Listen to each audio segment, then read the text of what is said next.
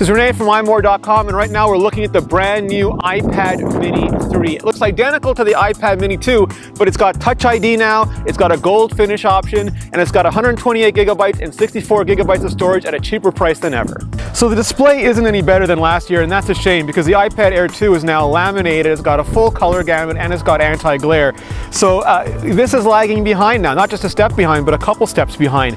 The processor is also an Apple A7, it's not the new Apple A8 or Apple A8X. Maybe that's because they can't produce enough, maybe that's because they can't get them shrunk down enough, but either way, you have exactly the same externals and internals as you do last year. That won't make a difference to most people. If you're a photographic professional, if you're a gamer, if you're doing a lot of high-end graphic stuff, then you'll notice a difference.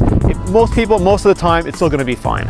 You've also got the same 5 megapixel camera. It wasn't upgraded the way the iPad Air 2 camera was. Again, for most people who aren't doing a lot of photography, it won't matter. But if you are, for all of these things, for the display, for the processor, for the cameras, for the LTE and Wi-Fi radios, if you want the latest and the greatest, you're going to have to go iPad Air 2 or iPhone 6, iPhone 6 Plus.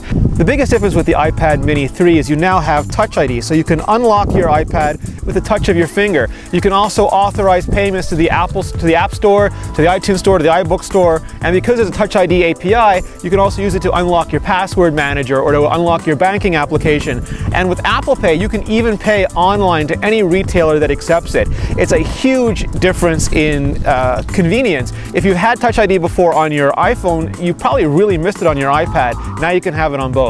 You're not getting all the latest technology with the iPad Mini. What you're getting is last year's technology in the most portable format possible. You're getting Touch ID, you're getting the gold finish, and if you really want 64 gigabytes or 128 gigabytes, you're getting them $100 cheaper than you did last year. So it's more about want than need. If you want gold, if you want 64 gigabytes or 128 gigabytes at $100 off, if you want Touch ID, you're going to want the iPad Mini 3.